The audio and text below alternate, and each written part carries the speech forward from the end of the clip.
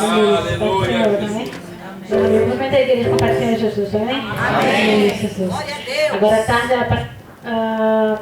a irmã perguntou, a pastora, né? Foi a pastora que perguntou se alguém tinha bênção, né? Todos nós temos bênção, né, irmão? Porque só de estarmos aqui vivos, graças a Deus, né? Não é só bênçãos materiais e nem espirituais, né? Também é tudo, né? Porque a gente tem que agradecer. Tudo é bênção, né? Glória a Deus. Aleluia, Jesus.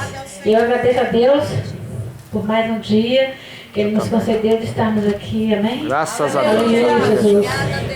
Eu tenho ultimamente ficado entristecida, aleluia, Jesus, com a vida, porque hoje em dia a vida para muitos não vale mais nada. É capaz da gente soltar e matar e não matar uma formiga, aleluia. Mas a vida de um ser humano hoje em dia, aleluia, Jesus, se perde por qualquer coisa, aleluia.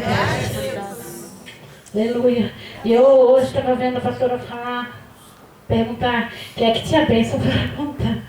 Na verdade, eu não queria oportunidade. Ai, Jesus. Mas a minha sogra dizia que a gente nunca deve rejeitar uma oportunidade, que a gente nunca sabe se vai ser a última oportunidade, né? Minha sogra sempre dizia isso, eu tenho sempre isso na minha mente. Aleluia, Jesus. Mesmo que você não tenha um hino para cantar, mas a gente tem que falar que Jesus é bom e maravilhoso.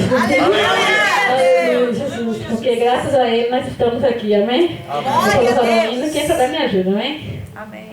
Aleluia.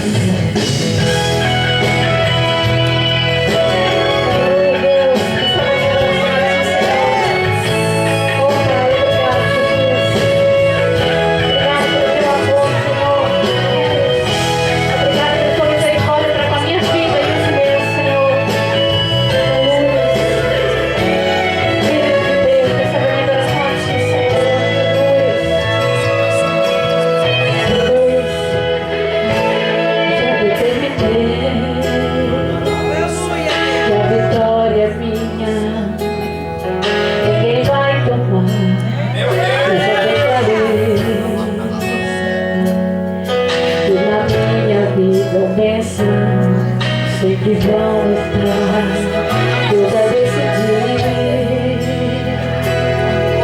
que venha o que vier, ou passo o que passar, não vou desistir,